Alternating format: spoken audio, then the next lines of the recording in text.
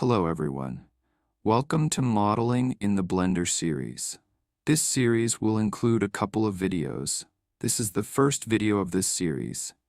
At the end of this series, you will be able to model and animate anything that you want in Blender. So let's get started. For the first time you open a Blender, you will see this splash menu.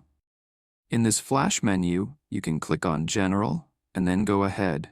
After the splash menu, you will see this window. In this window, we are going to talk about this side, then these areas and modeling shortcuts.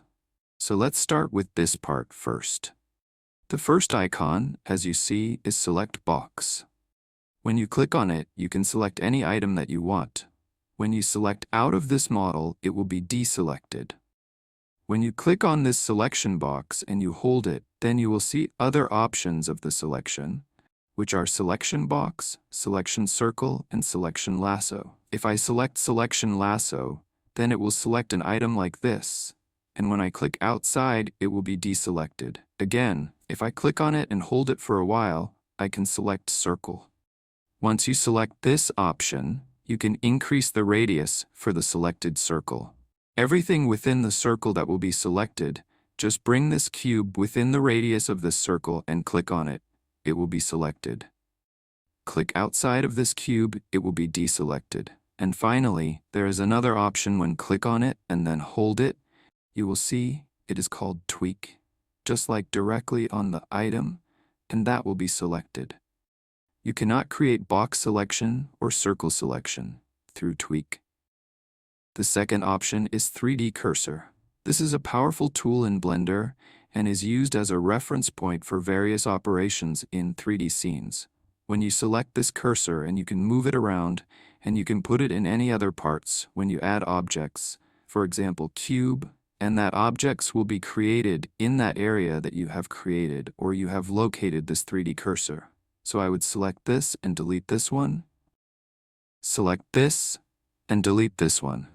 And then whenever you would like to bring this cursor back to the center of this X, Y, and Z axis, press Shift plus S from your keyword, and then select Cursor to the word Origin.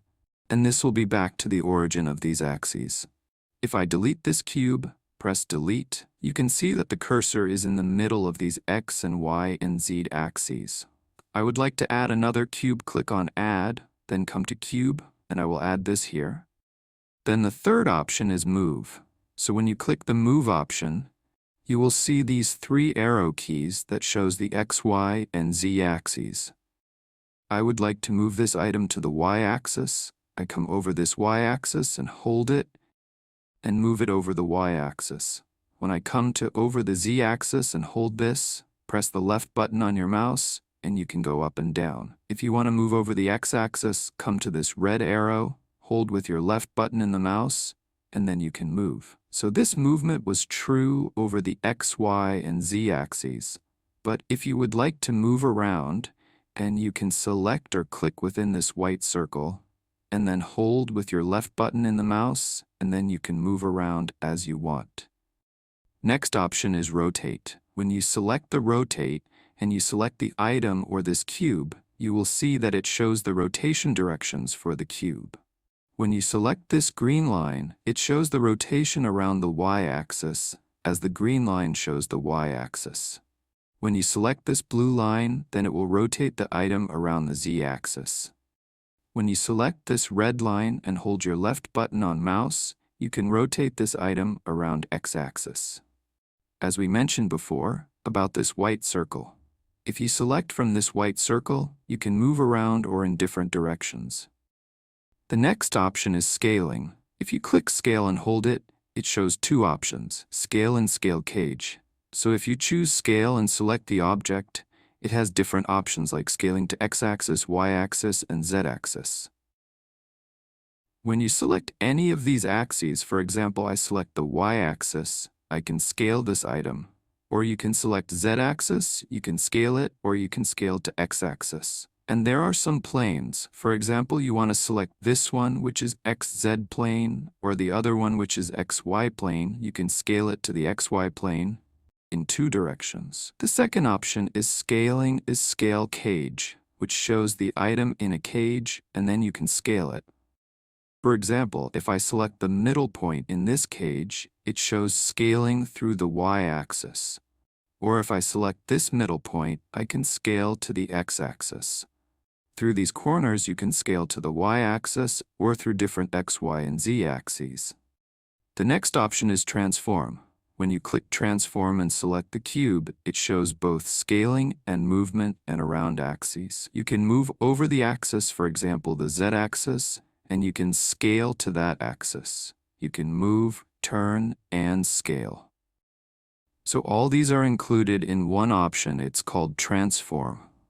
When you select the left button in the mouse, you can select and then you can turn and move around. Just select from the white circle, hold with left button on the mouse, and then move around.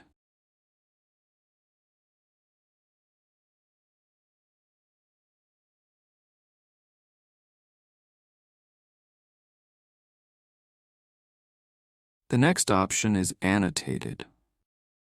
When you select annotate and hold it with your left button in the mouse, then it shows several options. It has a straight line, and you can draw through it, and then is annotate polygon. When you select several points, you can draw lines. And finally, you select it and hold it with your left button in the mouse. You can see the last option, which is eraser. You can erase all these drawings that you had. Next option is measure. Through this option, you can measure between two distances. So the point you select and you move and you only finish, release the left button in the mouse, then that point will be measured. For example, here between these 2 points. Any type of measurements that you want, you can measure through this option. Press Ctrl+Z to remove or undo all of them.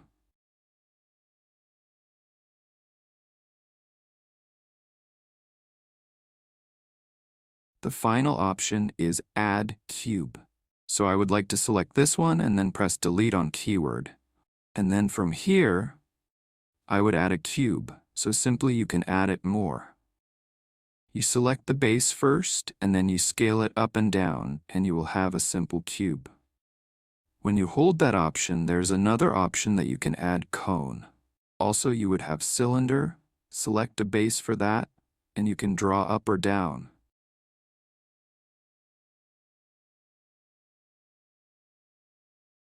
I would like to select all of them, and then press Delete to delete all of them. Then come to Add, then Mesh and Cube. A cube will be added. Another option that I would like to show is here, which is the Zoom option. Select it, then move your mouse and press the left button in the mouse and hold it left button, then it will zoom out and in for you. The next option is the Pan option.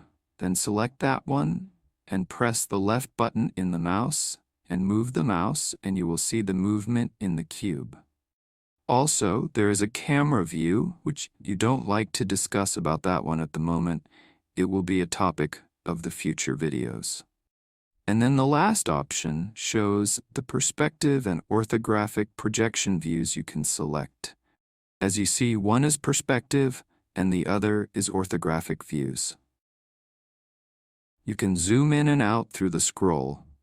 The scrolling will zoom in out, and also when you press the scroll in the mouse, then you can change the direction or face of the cube that you want.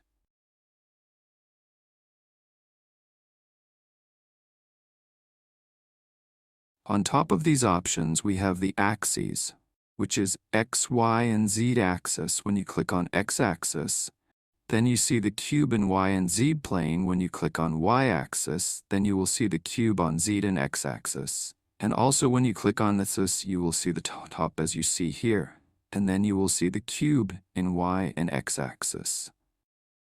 When you press the middle scroll in the mouse, then you can bring it back to the original position.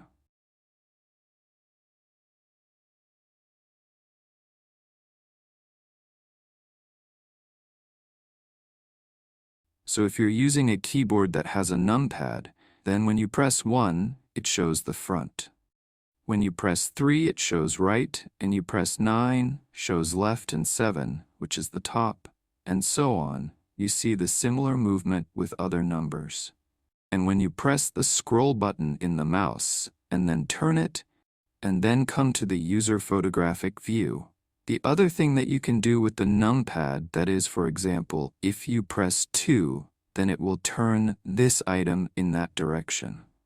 If you press several times number 6, it will turn the item, or press several times number 4, it will turn it in the opposite direction. Same to that one is number 8.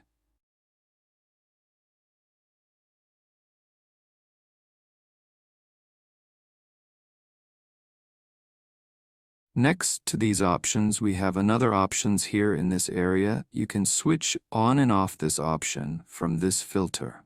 So all of them, for example, if you didn't want these ones, so it will be removed again. If you want these options will be here. Click on this, it will hide these objects. And from this filter, you can do any other task, for example, with selection. And if you have switch off the selection, then you cannot select this item. So in this area, we have a collections. If you have more items, you can have a folder for them and have. All these items will be in one folder. We can name these collections as well. You can add more collections, and you can delete them by press the delete button from keyword. It will be deleted. From here, if you hide mesh, you can, and if you would like to don't show these axes, you can select from here. And also there is a menu. If you select, you will have this media here. It's called property menu. Just press N from keyword, it will be shown. Or there's a small vector. If you pull it, it will be shown. Or you can press N from keyword.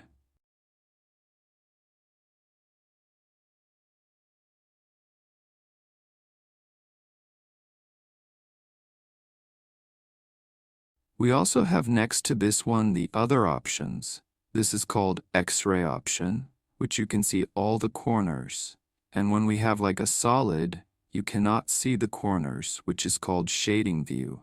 And from this little arrow, you can change the color, or you can have several options. For example, I select this one, and you will change color of the faces. Now you have different colors for this cube.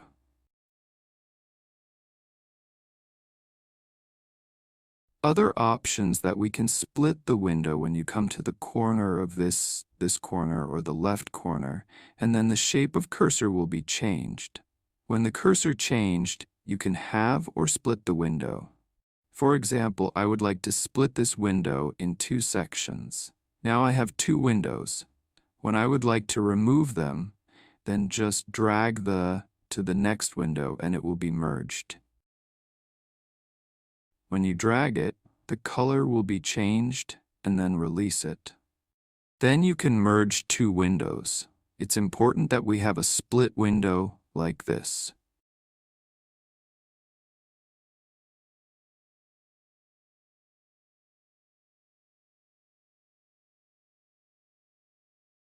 I cannot merge the small with a big window. If I select this small, I can merge it with half of the big window because it has a half shared border. Back, I would like to merge these windows.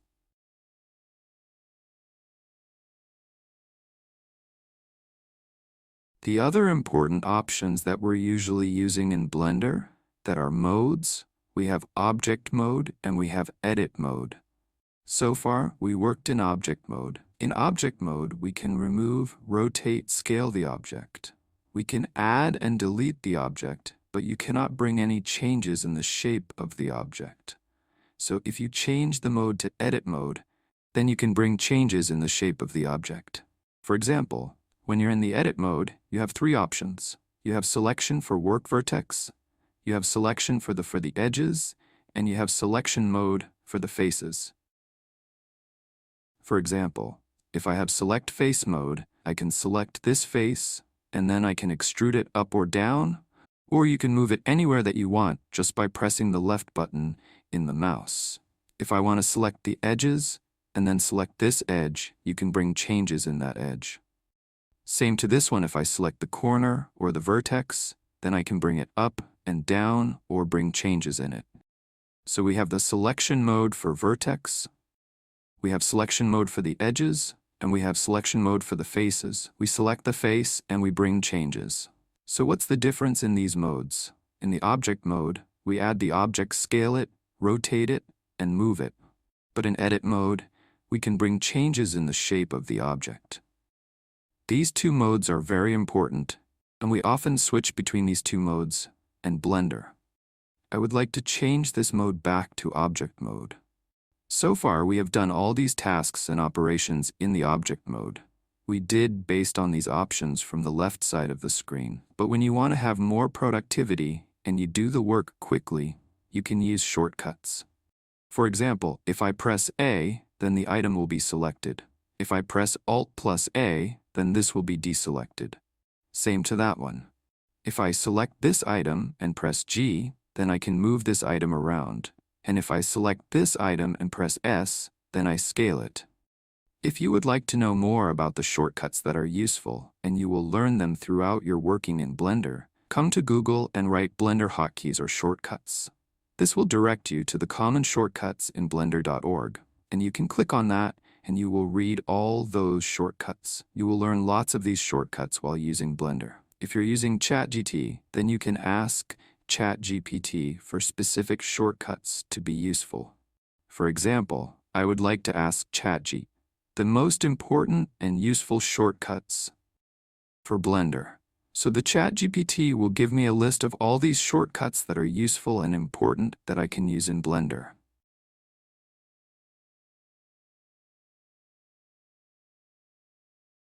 For example, as I mentioned before, E will be used for extrude, I for inset faces, G for grave or move, S for scale, R for rotate, and many more. You can practice them in Blender.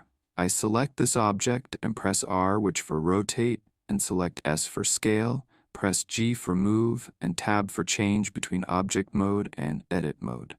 In this video, we just described the shortcuts and basics of modeling in Blender, and we'll have more discussion about modeling in our future records. Thank you.